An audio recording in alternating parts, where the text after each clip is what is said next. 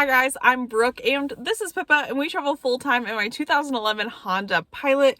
We have been on the road now for almost 3 years and one of the most commonly asked questions I get is about how I shower. Hygiene is such a big thing on the road, and when you are living so tiny, I totally understand why people question how you can keep clean on the road, since a lot of the times vehicle living is associated with being dirty or unkempt or this or that. And I definitely think there is a subsect of the camper and hiking and outdoorsy subculture that likes that dirt bag mentality of, not showering for weeks at a time and just kind of like being a hippie dirt bag, etc. I think that's great. I definitely don't shower as much as I did as when I lived in an apartment, but I do like being clean. Just because you live in a vehicle, van, RV, etc., or even if you do tent camping a lot, or even if you're on a road trip just sleeping in your car across the United States, it does not mean that you need to skip out on showering at all if you don't want to.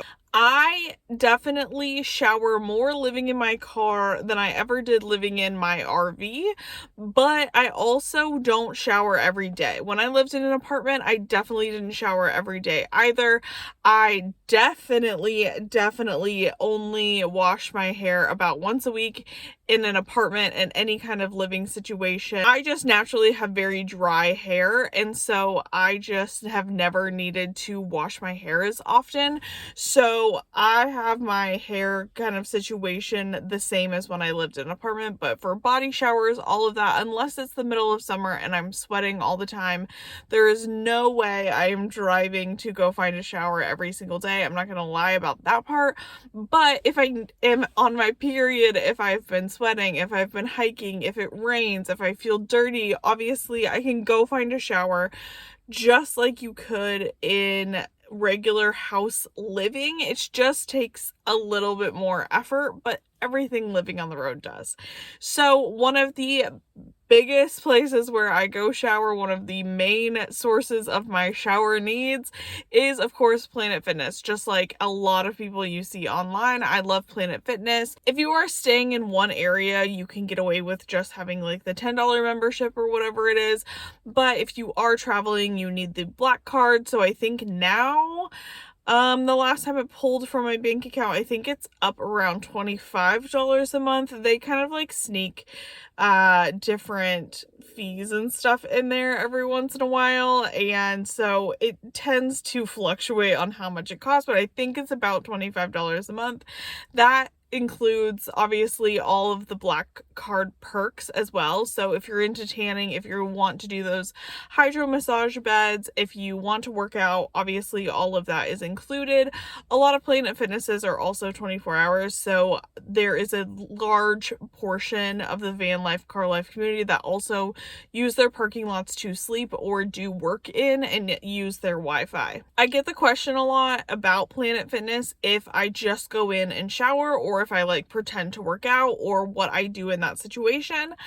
I just walk in. I walk in just like this with my Birkenstocks on, or my, pajama pants on, or yoga pants or whatever, with my shower bag, check in and go straight to the locker room. I don't work out in Planet Fitness with leaving Pippa in the car.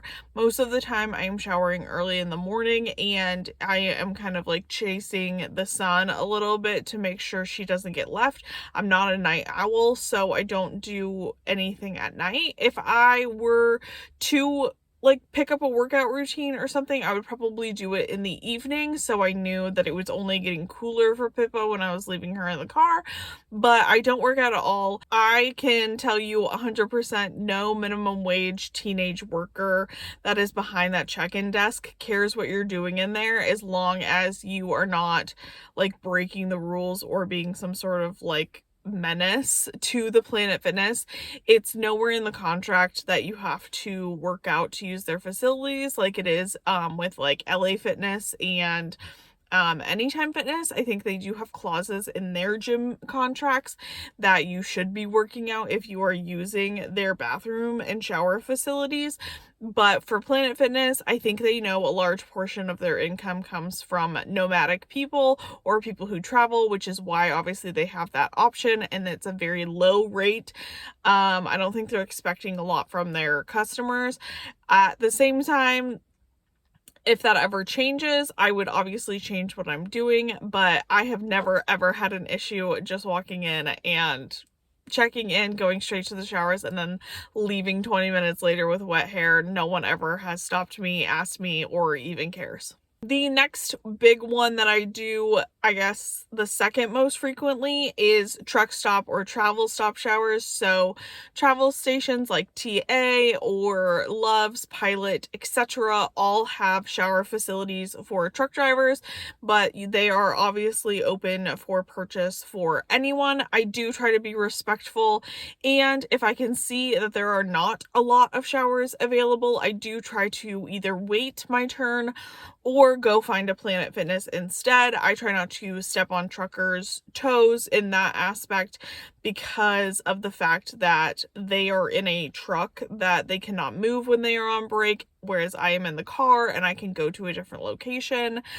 So I try to do these facilities in the middle of the day when people aren't gearing up for their day in the morning or winding down at night. I do like truck stops. They seem to be a little bit more lenient on bringing in the dog. So when Pippa also needs a shower or a bath or whatever, I will bring her in with me, and no one has ever said anything about it. I don't know if it's technically allowed or not, but I do see a frequent amount of truck drivers also bringing in their animals to rinse them off and things like that. So it's one of the options that I don't mind paying a little bit more for, because I think at Pilot now they're $17 a shower, which obviously is almost an entire month of Planet Fitness, but I do get to bring Pippa in and we can both have our showers, and I don't have to worry about leaving her in the car then, so I can take my time. I do travel with Pippa's carrier, so if there was ever an issue and it was midday and I had already paid and they had an issue with her being just on the leash, I would just put her in her carrier to walk through the truck stop if it was really busy, so I was not bothering other people. Again, don't be intimidated by it. Most of the time, the workers at the truck stops really don't even care, or they will be super, super overly helpful and nice to just show you around and to show you what you need to do. And obviously, if it is a little bit busier, there is a nice, kind of tradition of if a trucker is behind you in line or overhears you in line, a lot of the times they will gift you a shower since they accumulate them so quickly with points and such when they are getting fuel. Obviously, if there's no truck stops or gyms around, which actually does happen more often than you think when you're visiting some of these more like remote areas when you're traveling, is I take advantage of local rec centers, campgrounds, and state parks. So to start off with local rec centers, every little town, unless it's super, super small, usually has a rec center that's open for use, and you can either buy a day pass and then continue to use their facilities. So if they have a pool, if they have a hot tub, if they have a tennis court, basketball court, running track, indoor track, etc., you can use the rest of their facilities, but I would encourage you to also ask if they just have a shower rate, because a lot of them do, because it obviously helps support their unhoused community, or if someone just needs a shower like a traveler, etc.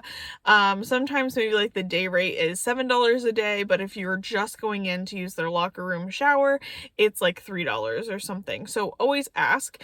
And some obviously have more perks than others. So in bigger cities, some of the rec centers have really cool amenities. So if you are looking to like lay out by the pool by the day, or like find a hot tub, you can do that. And some of these are just really small, and they're kind of like local outdoor pools that have shower facilities. Campgrounds also a lot of the times have a shower rate.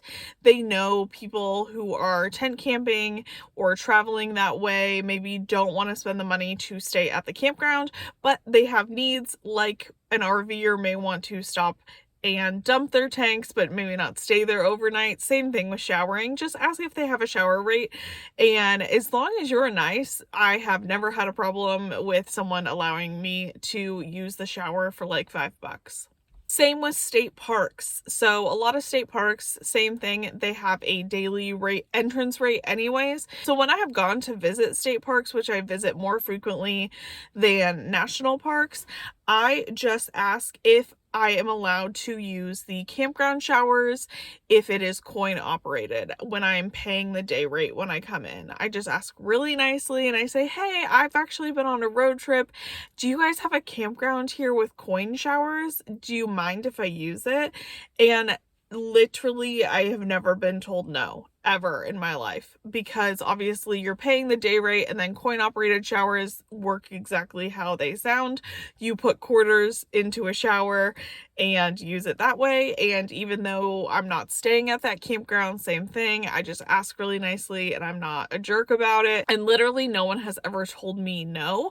I'm not saying this is a guarantee, but it is another option if you're kind of in a pinch and you're already paying a day rate to see the park in general. You might as well stop for a shower on your way out or something like that. There's obviously way more options than this. There are laundromats that also have showers attached to them. I think people are always surprised by that, but a lot of facilities do cater to travelers in traveler towns, especially places that have any kind of through hiking trail. They will have a laundromat / showers, and same thing. You can throw your clothes in, go take a shower for a fee, or they're coin operated, and you can get everything done and clean all at the same time. So I use the app iOverlander. I've mentioned it multiple times in the past. Literally an option where you can sort the search results by showers, and this is where a lot of those facilities will pop up. Obviously, in the summer, I use my outdoor shower a lot.